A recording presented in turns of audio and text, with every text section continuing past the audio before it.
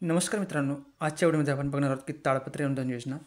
या योजनेसाठी लाभार्थी बघा राज्यातील शेतकरी आणि लाभ ताडपत्री खरेदीसाठी 50% अनुदान भेटणार आहे मित्रांनो. त्यानंतर याचे उद्देश बघा शेतकऱ्यांना शेतीसाठी प्रोत्साहित करणे आणि अर्ज करण्याची पद्धत ऑनलाईन पण आहे मित्रांनो, DBT मार्फत आणि ऑफलाईन पण आहे तहसील कार्यालयामार्फत. ताडपत्री अनुदान योजनेचे उद्दिष्ट बघूया मित्रांनो. राज्यातील शेतकऱ्यांना शेती कामासाठी उपयुक्त ताडपत्री खरेदीसाठी आर्थिक सहाय्य देते. शेतीच्या क्षेत्राचा विकास करणे, शेतकऱ्यांना शेतीसाठी प्रोत्साहित करणे, शेतकऱ्यांना ताडपत्री खरेदीसाठी आर्थिक अडचणीचा सामना करावा लागू नये व पावसामुळे होणारी धान्याची नासाडी होऊन टाळणे, शेतकऱ्यांना आर्थिक उत्पन्न वाढ होणे हे या योजनेचे उद्दिष्ट आहे मित्रांनो. तर या ठिकाणी पाहू शकता की या गोष्टींसाठी आपला या ठिकाणी फायदा आहे. आपला वेळ पण वाचतो आहे आणि आपले आर्थिक नुकसान पण होऊ नये यासाठी शेतकऱ्यांना गव्हर्नमेंट ताडपत्री योजना ही प्रोव्हाइड करत असते मित्रांनो. तर या योजनेचा लाभ सर्वांनी जरूर घ्यायचा आहे मित्रांनो. तर या ठिकाणी बघू या योजनेचे वैशिष्ट्य काय आहेत. ताडपत्री अनुदान योजना ही राज्य शासनाच्या जिल्हा परिषद योजनेअंतर्गत राबवण्यात येणार एक योजना आहे. लाभार्थी शेतकऱ्यांच्या बँक खात्यात DBTच्या सहाय्याने जमा होते. म्हणजे आपल्याला जी अमाऊंट भेटते 50% सबसिडी ती डायरेक्ट DBT मार्फत आपल्या खात्यात जमा होते. म्हणजे आपलं अकाउंट जे आधारला लिंक असतं त्या अकाउंटला आपले पैसे येतात मित्रांनो. त्यानंतर या योजनेअंतर्गत दिले जाणारे अनुदान बघा. योजनेअंतर्गत राज्यातील शेतकऱ्यांना ताडपत्री खरेदीसाठी 50% अनुदान आपल्याला भेटत असते मित्रांनो. यानंतर आपण पुढे पाहूया. योजनेअंतर्गत अर्ज करण्यासाठी पात्र अर्जदार काय लागणार आहे बघा. राज्यातील शेतकरी या योजनेअंतर्गत अर्ज करण्यासाठी पात्र आहेत. म्हणजे इथं कुठल्याही प्रकारची अट नाही. शेतकरी लहान आहे मोठा आहे कोणीही या ठिकाणी अर्ज करू शकतो. फक्त शेतकरी हा महाराष्ट्राचा असला पाहिजे. त्यानंतर बघा या योजनेचा फायदा आपल्याला काय भेटणार आहे. ताडपत्री अनुदान योजनेअंतर्गत राज्यातील शेतकऱ्यांना ताडपत्री खरेदीसाठी 50% अनुदान दिले जाते.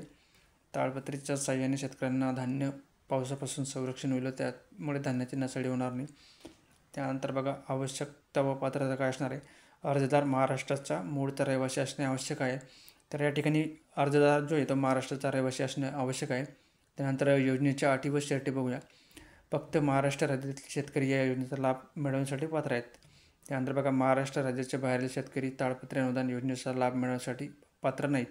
अर्जदार शेतकरी असणे आवश्यक आहे. तसेच त्याच्याजवळ शेती योग्य जमीन असणे सुद्धा आवश्यक आहे. अर्जदार शेतकऱ्यांनी यापूर्वी जर शासनाद्वारे सुरू करण्यात आलेल्या एखाद्या योजनेअंतर्गत ताडपत्रीचा लाभ घेतला असेल तर अशा स्थितीत त्याला लाभ मिळणार नाही. एकाच व्यक्तीला कुटुंबातील या योजनेचा लाभ मिळणार आहे. फक्त शेतकऱ्यांनाच या योजनेचा लाभ दिला जाणार आहे. योजनेचा लाभ मिळवण्यासाठी शेतकऱ्यांना प्रथम स्वखर्चाने ताडपत्री विकत घेणे आवश्यक आहे. त्यानंतर बिले पंचायत समितीमध्ये सादर केल्यानंतर त्यांच्या बँक खात्यात DBTनुसार 50% अनुदान देण्यात येईल. ताडपत्रीच्या खरेदीसाठी आगाऊ रक्कम दिली जाणार नाही. सर्वात पहिले तुम्हाला ताडपत्री खरेदी करावी लागेल. त्यानंतर तुम्हाला जी अमाऊंट आहे तुमच्या खात्यात येणार मित्रांनो. तर या ठिकाणी तुम्ही पाहू शकता की तुम्हाला कोणकोणती कागदपत्रे या ठिकाणी लागणार आहेत.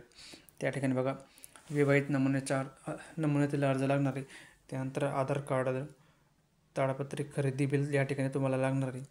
तर एवढे डॉक्युमेंट तुम्हाला या ठिकाणी लागणार आहेत. त्यानंतर बघा रहिवासी दाखला आहे. त्यानंतर जमिनीचा 7/12 व 8 उतारा तुम्हाला या ठिकाणी लागणार आहे. त्यानंतर बघा मोबाईल नंबर लागणार आहे. त्यानंतर खाली पाहूया तुम्हाला तुमचा मेल ID सुद्धा या ठिकाणी लागणार आहे. त्यानंतर पासपोर्ट आकाराचे 2 फोटो या ठिकाणी तुम्हाला लागणार आहेत आणि सक्षम अधिकाऱ्याचे जातीचे प्रमाणपत्र या ठिकाणी तुम्हाला लागणार आहे. त्यानंतर शेतीचा नकाशा या ठिकाणी द्यावा लागणार आहे. तहसीलदाराचे उत्पन्न प्रमाणपत्र. त्यानंतर तुमची जमीन जर सामायिक खात असेल तर संमतीपत्र. त्यानंतर बँक खाते पासबुक ज्यामध्ये तुम्हाला तुमची सबसिडी जी ती मिळणार आहे. त्यानंतर बघा योजनेअंतर्गत अर्ज करण्याची पद्धत बघा. अर्जदाराला आपल्या क्षेत्रातील कृषी कार्यालयात जाऊन ताडपत्री योजनेचा अर्ज हा घ्यावा लागेल. त्यानंतर तो अर्ज भरून आपल्याला बिलासोबत तो अर्ज कृषी विभागात जमा करावा लागेल मित्रांनो. पहिले आपल्याला अर्ज घ्यावा लागेल, तो भरावा लागेल. त्यानंतर डॉक्युमेंट जोडून तो कृषी विभागात जमा करावा लागेल. अशा प्रकारे अर्ज प्रक्रिया होईल. त्यानंतर अधिकाऱ्यामार्फत अर्ज व कागदपत्राची तपासणी करून लाभाची राशी बँक खात्यात ती जमा केली जाणार मित्रांनो. तर अशा प्रकारे ही अर्जाची प्रोसेस आहे मित्रांनो. तर ही प्रोसेस तुम्ही फॉलो करा आणि लवकरात लवकर या योजनेचा लाभ घ्या मित्रांनो. तर मित्रांनो तुम्ही जर चॅनलवर नवीन असेल तर चॅनलला सबस्क्राईब करा आणि बेल आयकॉन जरूर दाबा मित्रांनो. असेच नवनवीन व्हिडिओ आणि नवनवीन योजना आपण चॅनलच्या माध्यमातून आणत असतो. धन्यवाद. जय हिंद, जय महाराष्ट्र.